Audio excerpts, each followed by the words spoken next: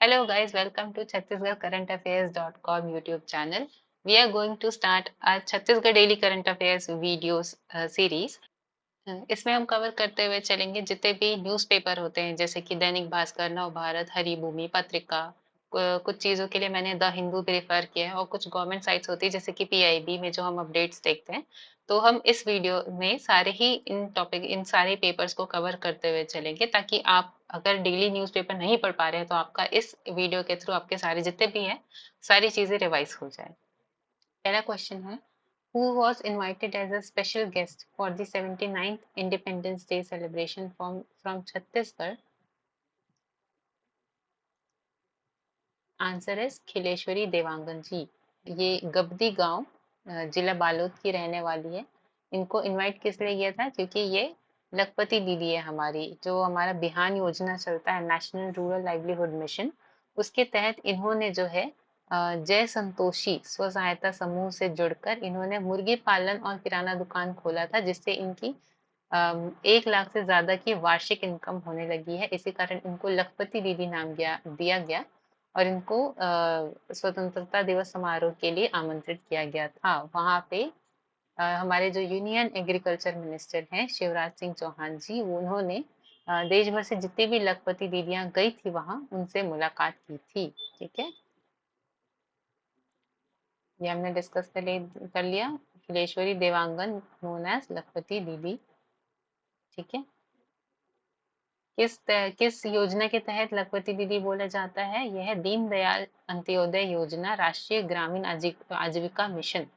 इसके तहत जो है लखपति दीदी स्कीम जो है चलाई जा रही है। ये कब से चल रहा है? ये 2023 से चल रहा है। ठीक है, और यहाँ छत्तीसगढ़ में एनआरएलएम को किस नाम से जाना जाता है? यहाँ इसको बिहान नाम से, ये बिहान योजना के नाम से जाना जाता है। ठीक है, तो खिलेश्वरी देवांगन जी जो लखपति दीदी बनी है, ये कौन से उससे बनी है? बिहान योजना जो छत्तीसगढ़ का है, और नेशनल लेवल पे इसको एनआरएलएम बोला जाता है।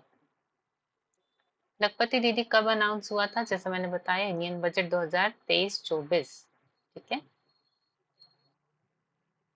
एनुअल इनकम टारगेट क्या है इसका? इसका की प्रोविजंस क्या है लखपति दीदी के? जो ग्रामीण आंचल की जो महिलाएं हैं उनको स्व सहायता समूह से जोड़कर उनकी वार्षिक आय, ठीक है, वार्षिक आय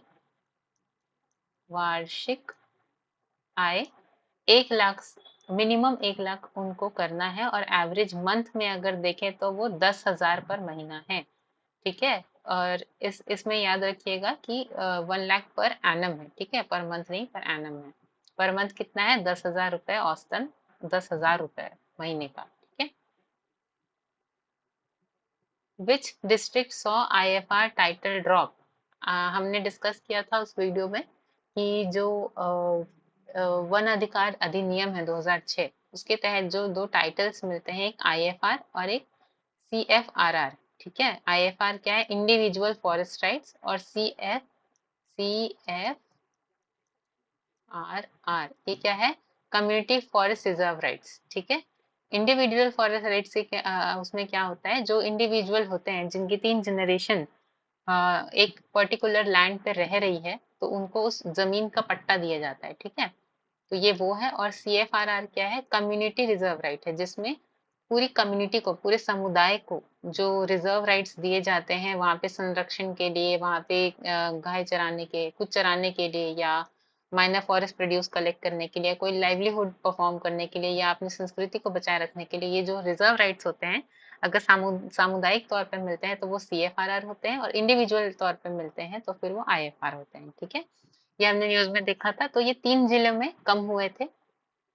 बस्तर में जो है वो आईएफआर कम हुआ था। ठीक है, कितना था? 3795 था। 37,000 था वो 37,000 था वो 35,000 हुआ है। और राजनांदगांव, आपके थ्रू समझते हैं हम लोग थोड़ा, हमने देखा था कि यहाँ पे बस्तर जो है, यहाँ पे क्या कम हुआ था? यहाँ पे आईएफआर कम हुआ था।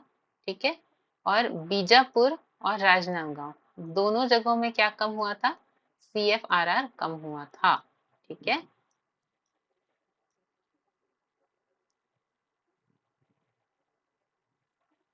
अब forest right act 2006 provides which two types of main titles, मैंने अभी बताया आईएफआर और सीएफआर, ठीक है। इंडिविजुअल क्या है, इंडिविजुअल फॉरेस्ट राइट्स और कम्युनिटी फॉरेस्ट रिजर्व राइट्स, ठीक है। ये व्यक्तिगत है और ये सामुदायिक है, ठीक। ये इंडिविजुअल और community forest. From when will AIIMS Raipur start robotic surgery, 6 सितंबर से स्टार्ट हो रहा है एम्स रायपुर में। ये सेंट्रल इंडिया का, ठीक है, नॉट इंडिया, सेंट्रल इंडिया का पहला एम्स होने वाला है, पहला गवर्नमेंट इंस्टीट्यूशन होने वाला है जो कि रोबोटिक सर्जरी स्टार्ट करने वाला है।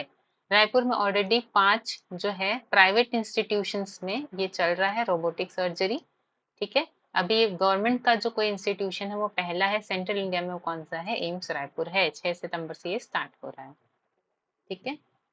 Which is the first government medical institute in central India to offer robotic surgery, AIIMS Raipur, ठीक है। Which of the following is not a benefit of robotic surgery, fast recovery होगी, ये हमने देखा था, स्मॉलर छोटे चीरे लगेंगे, ये हमने देखा था, लेस ब्लीडिंग होगी, हायर इन्फेक्शन रिस्क, ये कम होगा, ठीक है। ये ऑब्वियस सी बात है, संक्रमण जो का खतरा है वो कम होगा क्योंकि ऑब्वियसली इसमें मशीन्स यूज हो रही हैं, ठीक है। Robotic surgery is mainly considered as a minimally invasive method, ठीक है, न्यूनतम आक्रामक विधि जो है इसको मानी जाती है, किसको, रोबोटिक सर्जरी को, ठीक है। तो आई होप कि ये वीडियो आपको सही अच्छा लगा होगा, ये आपके एग्जाम के लिए हेल्पफुल होगा, है वो बननी बाकी है, अभी हम इसको थोड़ा और इम्प्रूव करने की कोशिश करेंगे, उसके बाद फिर विल गेट अलोंग, ठीक है। Okay, thank you so